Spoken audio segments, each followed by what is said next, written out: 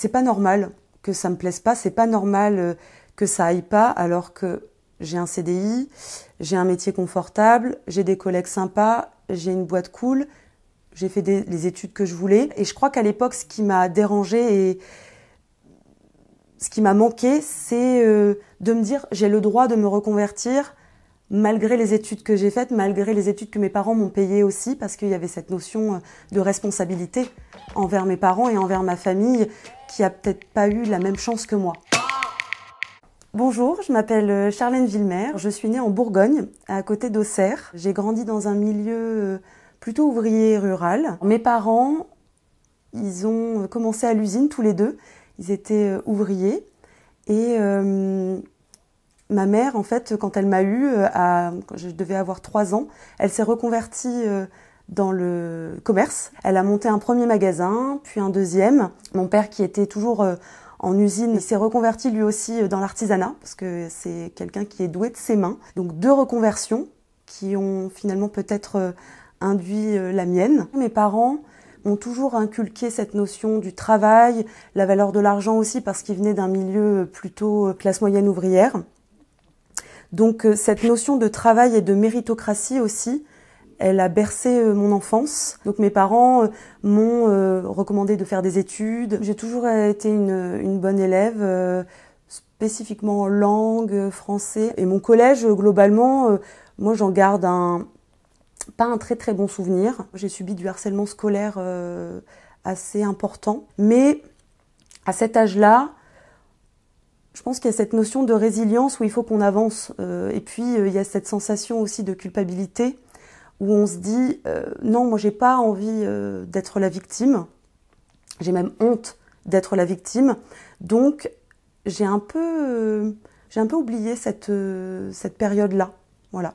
Et à la fin de mon collège, c'est là où j'ai déménagé avec mes parents, donc j'avais 15 ans. C'était pour moi une opportunité peut-être aussi de tourner la page du collège. Et mon lycée, globalement, s'est hyper bien passé parce que j'ai eu, moi, la volonté d'aller en internat parce que je suivais une formation classe européenne et j'avais envie de continuer au lycée. Je savais une chose, c'est que je ne voulais pas faire une école de commerce. On paye une formation très très chère pour qu'on nous dise bon bah voilà, vous allez être formidable, vous allez faire des choses formidables, et je me retrouvais pas là-dedans.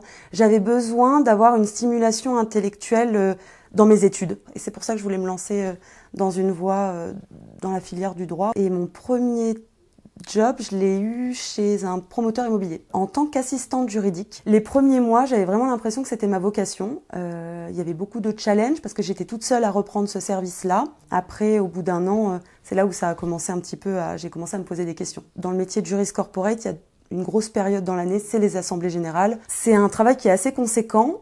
J'étais toute seule donc à le faire. Et à la fin de cette période-là, je me suis dit mais je vais devoir refaire ça, tout ça l'année prochaine. Et il y a eu cette notion de routine qui a commencé à me déranger, qui m'avait jamais dérangée jusqu'à présent. Donc je me suis dit que c'était moi le problème. C'est pas normal que ça me plaise pas, c'est pas normal que ça aille pas, alors que j'ai un CDI, j'ai un métier confortable, j'ai des collègues sympas, j'ai une boîte cool, j'ai fait les études que je voulais. Et je crois qu'à l'époque, ce qui m'a dérangée et ce qui m'a manqué, c'est de me dire j'ai le droit de me reconvertir malgré les études que j'ai faites, malgré les études que mes parents m'ont payées aussi, parce qu'il y avait cette notion de responsabilité envers mes parents et envers ma famille qui a peut-être pas eu la même chance que moi. Je pense que j'avais ce poids-là à l'époque. Je me suis dit, avant de me reconvertir, je vais peut-être pas me brûler les ailes et je vais changer de boîte. Alors je suis partie dans un tout autre secteur, dans l'agroalimentaire. J'ai passé 2 ans là-bas et au bout des 6 premiers mois, j'ai eu une crise existentielle. J'étais en chamboulement total, en perte de sens et je ne savais plus du tout ce que je devais faire ni où je devais aller. Et une de mes collègues, un midi, me dit « Écoute Charlène, en fait, je pense que ce travail, ce métier-là ne te rend pas heureuse. En effet, depuis que tu as été embauchée, j'ai vu ta personnalité changer et surtout s'éteindre à petit feu. » Et à partir de ce moment-là, je me suis dit, mais qu'est-ce que je fous là? Et pourquoi je continue? Pourquoi je continue à le faire? Il faut que je fasse quelque chose. J'avais déjà commencé en parallèle de mon travail à faire un bilan, moi, de ce que j'aimais bien faire. Et dans le métier de juriste, ce que j'adorais, c'était l'investigation et le fait de rédiger des newsletters chaque semaine. Je me suis dit, je vais faire appel à un bilan de compétences pour m'aider à détricoter et faire le tri dans mes idées. Et je suis tombée sur l'agence Garance et moi. J'ai choisi un coach, une coach, c'est exclusivement des femmes, qui était dans le secteur digital, de l'art, et je me suis dit, elle a un profil dynamique, atypique. J'ai trouvé qu'elle était très à l'écoute, disponible, et surtout, je sentais qu'elle allait apaiser mes idées. Les premiers temps, on a énormément de tests sur la personnalité, ce qui permet aussi d'acter le fait que, pour le coup, le métier qu'on fait actuellement, il ne nous convient pas. Moi, je crois que j'avais quasiment zéro accointance avec le juridique et le financier, donc au moins c'était écrit, j'en étais sûre. Et il y avait un panel de métiers que j'avais jamais envisagé qui s'offrait à moi.